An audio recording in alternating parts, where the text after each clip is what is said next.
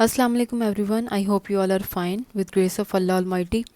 Today, next question number 2 of this chapter, oxidation reduction reactions. अच्छा जी, oxidation reduction reaction page number 118 पे है और it is very very important question as well as very very easy.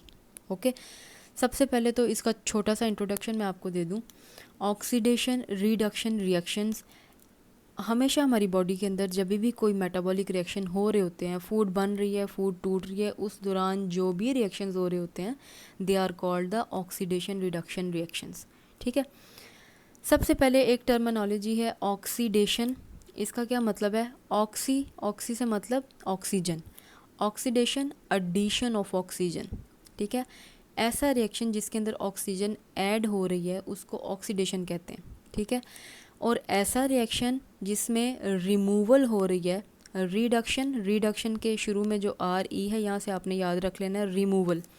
अगर removal हो रही है oxygen की तो that is the reduction reaction. वापस आ जाते हैं ऑक्सीडेशन पे. एडिशन ऑफ ऑक्सीजन, अगर ऑक्सीजन ऐड हो रही है तो इसका मतलब कोई ना कोई चीज़ इसमें से रिमूव हो रही है. अगर ऑक्सीजन ऐड हो रही है तो हाइड्रोजन या इलेक्ट्रॉन्स इसमें से रिमूव हो रहे हैं, तो that is called the oxidation. Same is the case with reduction.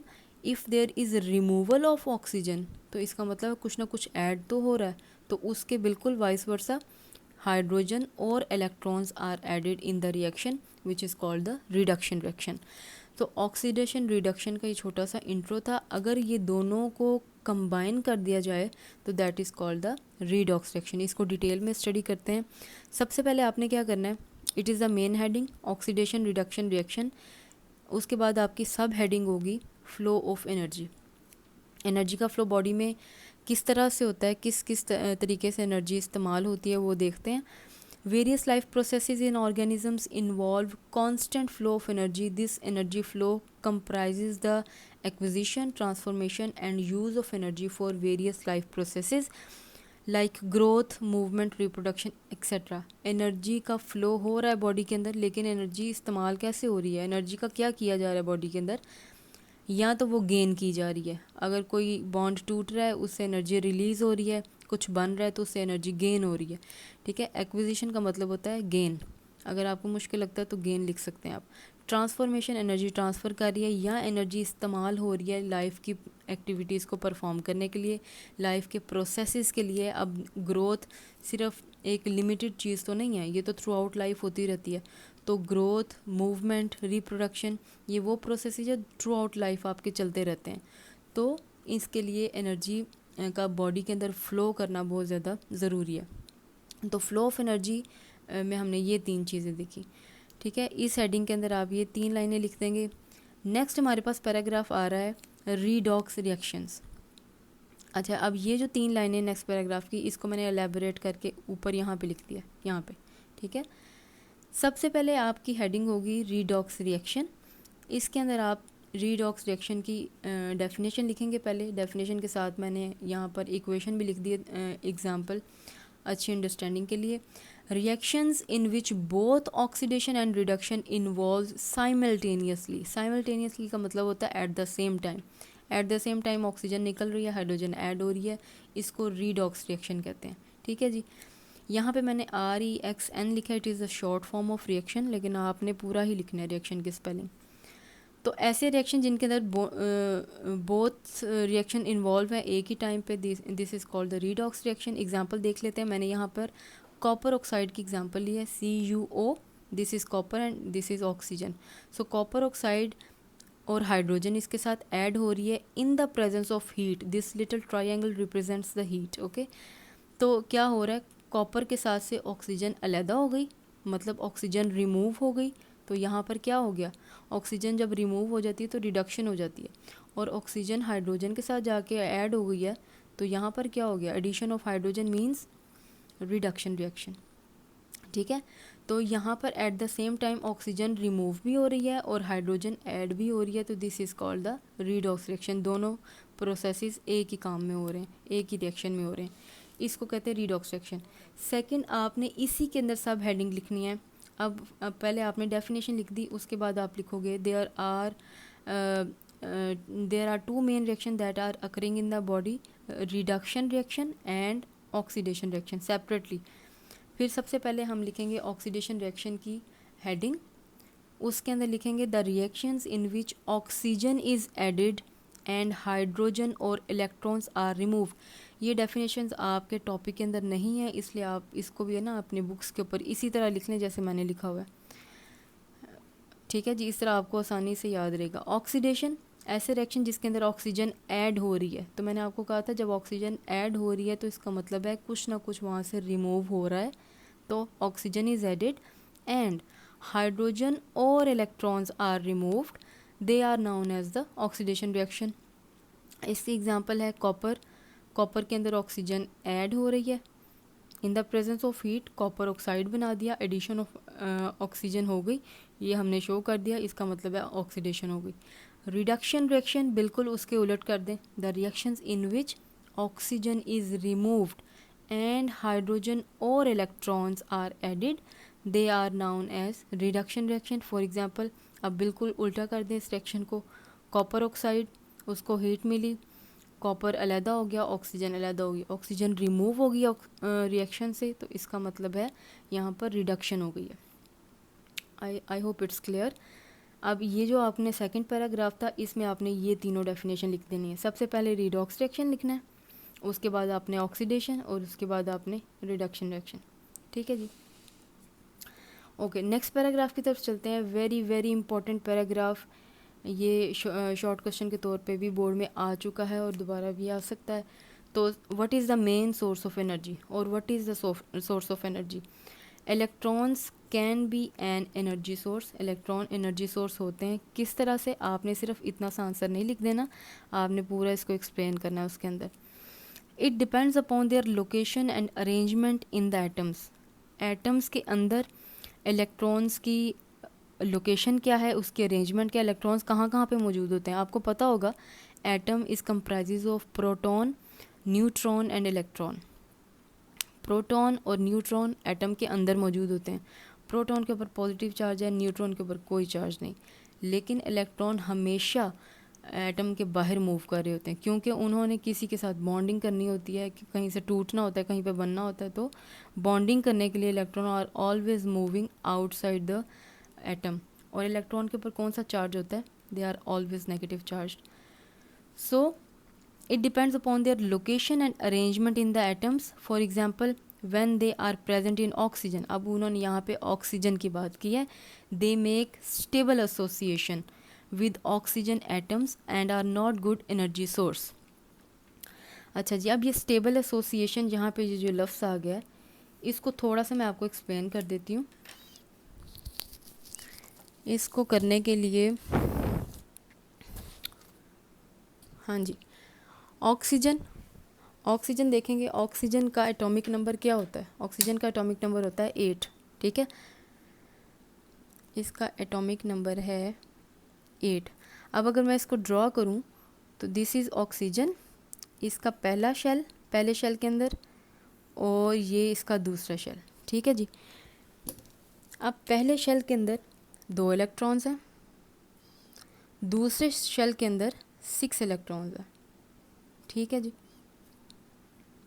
For example oxygen ने बॉन्डिंग करनी है हाइड्रोजन के साथ, ऑक्सीजन का 1 मॉलिक्यूल और हाइड्रोजन के 2 मॉलिक्यूल। अब ये ऑक्सीजन का 1 मॉलिक्यूल है, पूरे 8 जो इलेक्ट्रॉन्स है वो हमने क्लियर कर दिए, इसका एटॉमिक नंबर 8 होता है। अब हाइड्रोजन के पास 1 इलेक्ट्रॉन है, हाइड्रोजन के 2 एटम्स हैं और दोनों के पास 1 इलेक्ट्रॉन है। एक हाइड्रोजन आके यहाँ पे अटैच हो जाता है, एक हाइड्रोजन आके यहाँ पे अटैच हो जाता है। अब इस हाइड्रोजन के पास भी 1 इलेक्ट्रॉन है, इसको हम क्रॉस से रिप्रेजेंट कर देते हैं, इसके पास भी 1 इलेक्ट्रॉन है। नाउ हाइड्रोजन अपने आप को स्टेबल करने के लिए बॉन्ड बनाना चाहता है ऑक्सीजन के साथ, ठीक है, लेकिन ऑक्सीजन ऑलरेडी स्टेबल है। अगर इसका ये इलेक्ट्रॉन यहाँ से निकल जाता है तो वो अनस्टेबल हो जाएगा, ठीक है। अच्छा जी, अब क्या हुआ? अब यहाँ पर हाइड्रोजन ने उसका ऑक्सीजन का एटम खींच लिया, ड्रैग कर लिया और ख़ुद स्टेबल होके बैठ गया, ठीक है जी। लें जी, ये भी स्टेबल हो गया। अब ये जब इस तरह का पूरा बन गया तो ये वाटर का मॉलिक्यूल हमारे पास आ जाता है।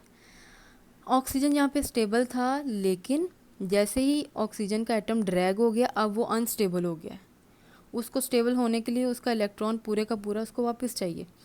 अब हाइड्रोजन के पास चला तो गया उसका इलेक्ट्रॉन, लेकिन वो इलेक्ट्रॉन जब अपना वापस खींच लेगा हाइड्रोजन से और अपने दोनों के दरमियान बने हुए बॉन्ड को, कोवलेंट बॉन्ड को तोड़ देगा, जब जैसे ही वो तोड़ेगा इलेक्ट्रॉन वापस आ जाएगा, तो यहाँ पर एनर्जी रिलीज़ हो जाएगी।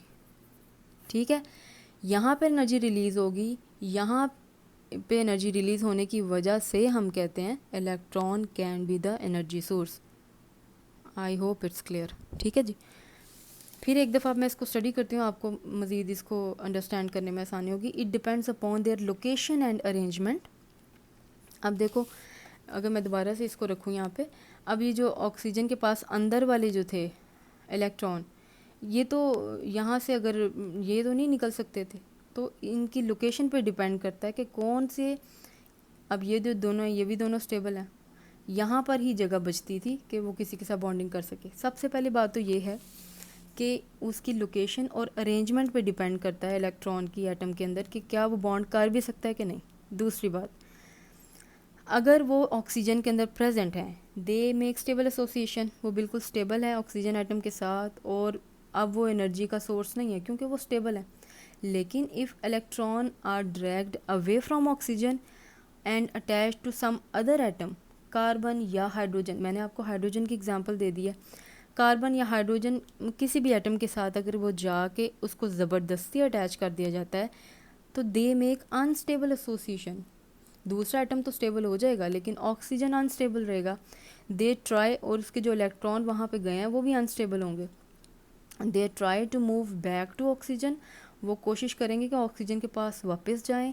एंड व्हेन दिस हैपन, जैसे ही वो ऑक्सीजन के पास वापस जाएंगे वो बॉन्ड टूट जाएगा, वाटर का मॉलिक्यूल ब्रेक कर जाएगा, energy is released, energy release हो जाएगी।